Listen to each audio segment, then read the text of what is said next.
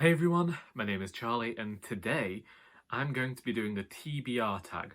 I was tagged by Emily of Novel Novels and I believe this tag was started by Books and Lala. However, I think she got the tag from a blog called A Perfection Called Books. I don't know. I'll leave all the links that I can find somewhere. In addition to all of this, I feel like I might have done this tag before, but I couldn't find it. I haven't picked any books off my shelves for this. This is literally just me scrambling for content. Emily tagged me in this on Monday. I checked. She did tag me. She's tagged me in plenty of other things as well that I haven't done, so you might be saying to yourselves, well, Charlie, why now? Why today? Why this tag? And honestly, because I'm sat here, I'm recording, and I got the questions. That's all you need to know. I'm not going to do like Dane, trying to keep me tag videos below 5 minutes, because I'm not about that life currently. You got a few really fast tags last year. You can go and watch them. But today, we're going to take as long as we need. We might be a bit more northern than usual, because I've been practicing Italian recently, and surrounding myself with Italian media. You will find out why at some point in future. I don't know when. If you follow me on Twitter, you'll know already. But because of that, I haven't done much Northern recently. I haven't been watching Last at Summer Wine. I only did 3 episodes of Dinner Ladies whilst drunk on Saturday, so... How do you keep track of your TBR pile? Like this. I nicked the idea of Doris of all the books. She has a Tower of Doom. Last year I managed to get it below 20. 20 unread books on my shelves. And then that happened. Is your TBR mostly print or ebook? It is mostly print. However, there are countless numbers of books from NetGalley on my Kindle, and I've been a member of NetGalley for nearly 11 years now. How do you determine which book from your TBR to read next? Currently, this is based on the BookTube Prize and Katie of Books and Things readathon, which is the TBR Clear Out readathon. And so that is how my TBR is at the moment. Sometimes I will do a coordinated TBR, which is when I ask you to send me coordinates, and I find that number, it'll have to be over here now, and read that book and put a TBR together that way. So there are plenty of ways. Sometimes it's just an emotional thing. Sometimes it's feeling, right, now's the perfect time to read that book. A book that's been on your TBR list the longest. Oh my Christ. My Christ. Oh God. Oh my bloody God. Look at, can you see all of the dust?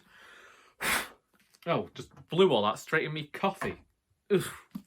Shouldn't do that as an asthmatic. It's this book called Runelight by Joanne Harris, and this book came out in 2011. I read the first book, Rune Marks, when it came out. I believe that was in 2007, and so this isn't After Cloud Atlas, which I read last week. This is now the book that has been sat on my shelves for the longest. And you might be asking, Charlie, why has this book been sat on your shelves for so long? And the answer is, 1, I forgot what happened in the first book, and 2, I despise this cover. I have always despised this cover. Ever since I first saw this cover, I thought that it was actually something a fan had done in paint on their computer.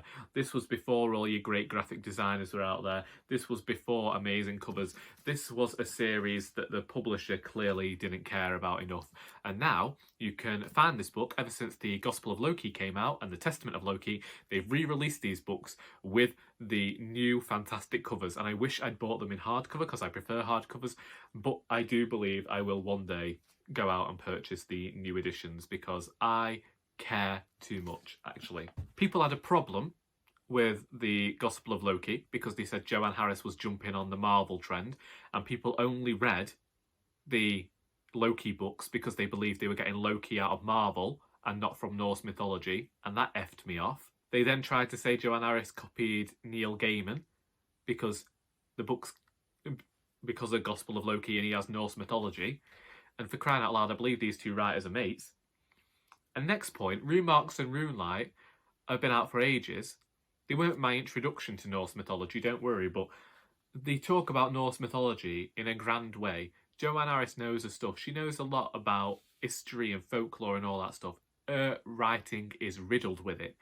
And so give these books a chance and jog on if you think that you want, if you think you're looking for that Emsworth guy and that English fella, just jog on, because you aren't going to find him.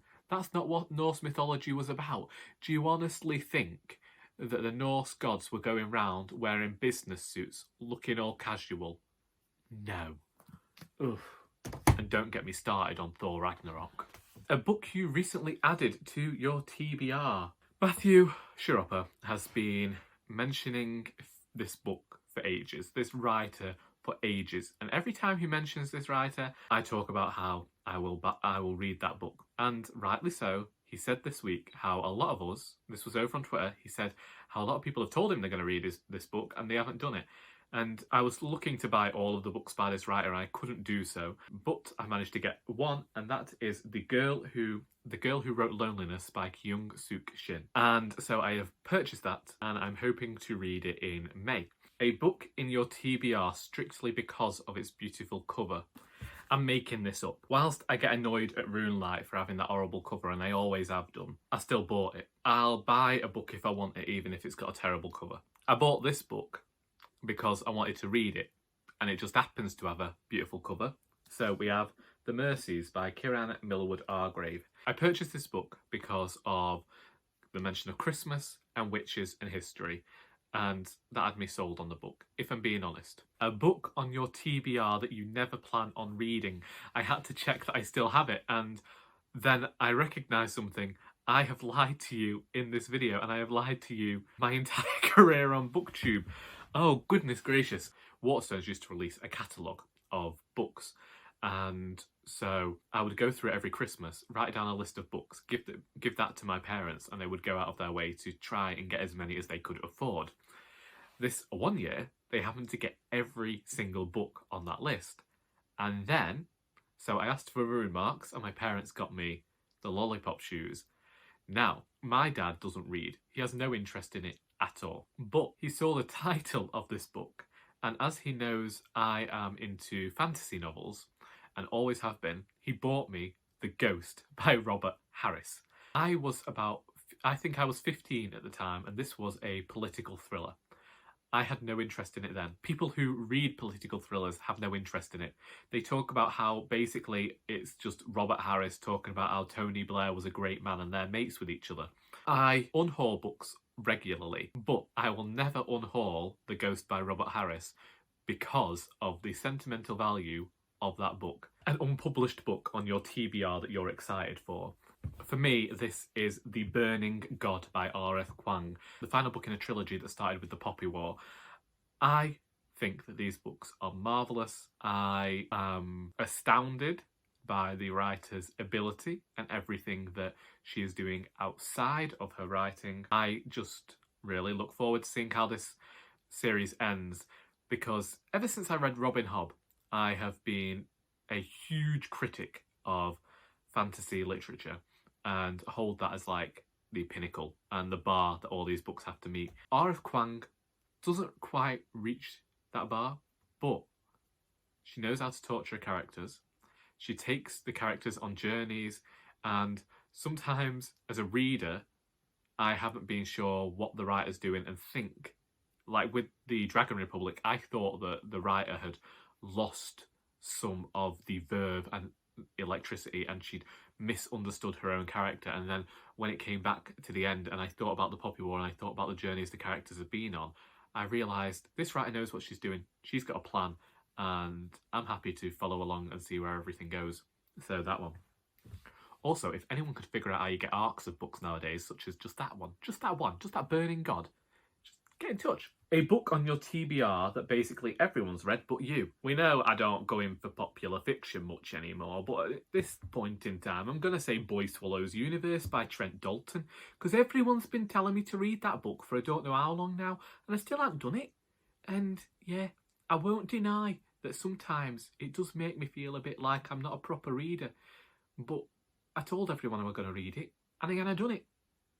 I don't know whose voice that was then. But yeah, so Boy Swallows Universe by Trent Dalton. It was on everyone's list last year. It ended up being a few favourites. It's Aussie April at the moment, and people have put it on their list again. It's not in my category for the BookTube prize. Is it even still part of the BookTube prize? I don't know, but it's on my shelf waiting to be read. A book on your TBR that everyone recommends to you.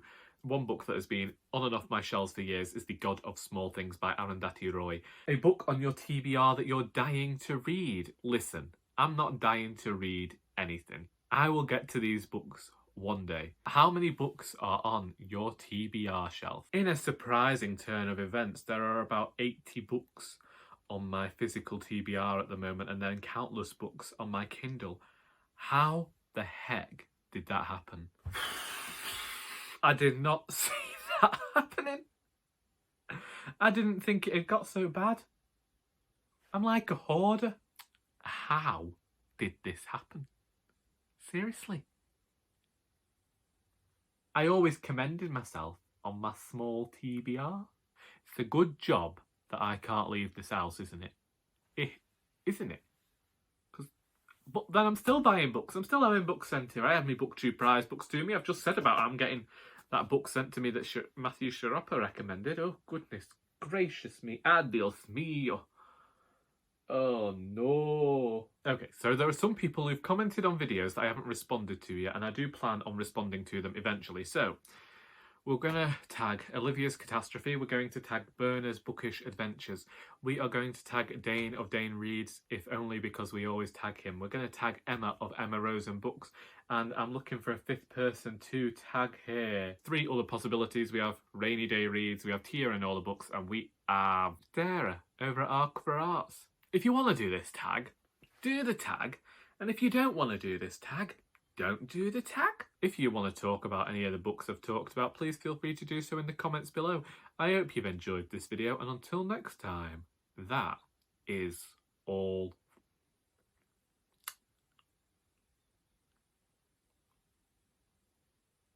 Ta-ra, Chuck.